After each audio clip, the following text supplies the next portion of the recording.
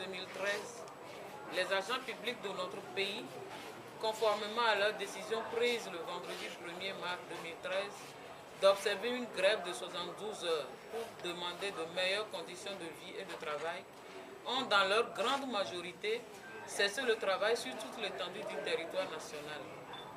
Ce premier jour de grève a incontestablement été une réussite, particulièrement dans les secteurs de la santé, de l'éducation nationale et de l'enseignement supérieur. Toutefois, le secteur de l'administration publique de l'administration générale a connu un suivi timide.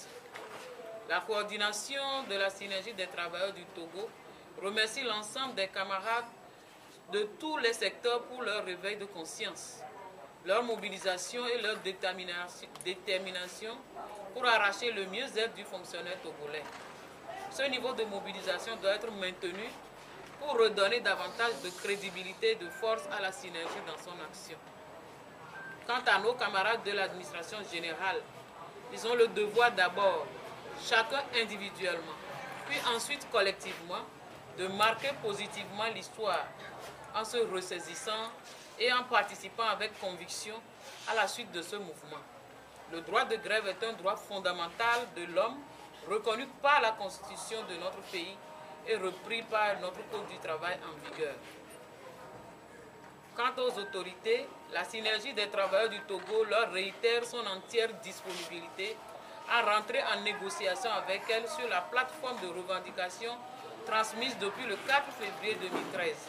Pour rappel, cette plateforme concerne 1. Le doublement de la valeur indiciaire, l'adoption de la grille salariale redressée sur le SMIC avec ajout de 10 points à l'indice d'avancement des agents publics de la catégorie B, la réinstauration du paiement de l'indemnité de départ à la retraite à 12 mensualités sur le budget général et l'appurement de ses arriérés, le relèvement de l'allocation familiale à 10 000 francs CFA par enfant, le paiement d'une indemnité mensuelle de transport de 30 000 francs CFA à tous les agents publics, parapublics et privés, le paiement des arriérés des allocations familiales aux agents permanents, l'harmonisation de l'âge de retraite, l'amendement de certains articles dont la formulation prête à confusion.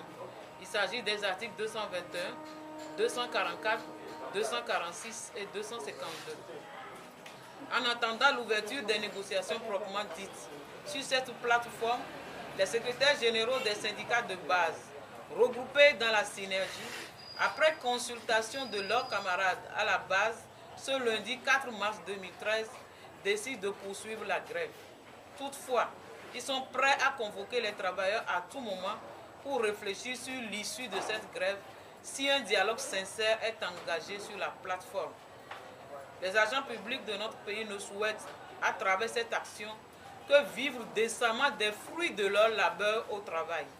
Cette étape est obligatoire dans le processus de modernisation de notre administration publique qui se doit d'être un véritable moteur au service des populations et au cœur du développement. Je vous remercie.